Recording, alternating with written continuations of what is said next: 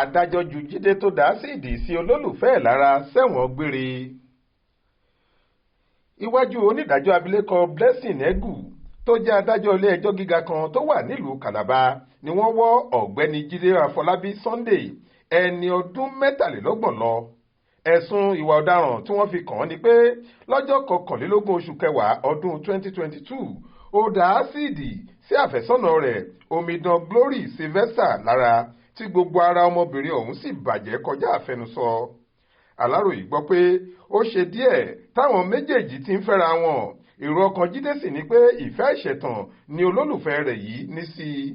Èyí ló mú kó mú un lọ sí òtẹ́ẹ̀lì ìgbàlódé kan tí wọ́n ń pè ní Real Home Hotel tó wà lójúnà márosẹ̀ ìlú Calabar lọ́jọ́ 21 oṣù kẹwàá ọdún 2022. Inú yàrá tí Jide gbà nínú òtẹ́ẹ̀lì náà ló ti béèrè lọ́wọ́ olólùfẹ́ rẹ̀ pé ṣé ó máa fẹ́ òun, ṣùgbọ́n èsì tí Glory fún un kò tẹ́ lọ́rùn. Ohun tí yẹn sọ fún un ni pé oṣù 9 péré làwọn ṣì lò àti pé ìfẹ́ rẹ̀ kò tí ì gbilẹ̀ lọ́kàn òun débi tóun lè gbà láti fi Jide ṣe adé orí òun. Ẹnu ọ̀rọ̀ yìí ni wọ́n wà tí Jide fi bínú dá Asiidi kan tó gbé lọ́wọ́ lù lára tí gbogbo ara Glory sì bàjẹ́ kọjá àfẹnusọ. Àwọn òṣìṣẹ́ òtẹ́ẹ̀lì ọ̀hún tó gbọ́ igbe burúkú tí Glory ń ké lẹ́yìn tí ọ̀rẹ́kùnrin rẹ̀ dá Asiidi ọ̀hún sí lára tán ni wọ́n gbà á sílẹ̀ tí wọ́n sì gbé e lọ sọ́sibítù fún ìtọ́jú tó péye. Ṣùgbọ́n kí wọ́n tó gbé e débẹ̀, Asiidi ọ̀hún ti ba etí, ikùn àti ọmú rẹ̀ jẹ́ gidi.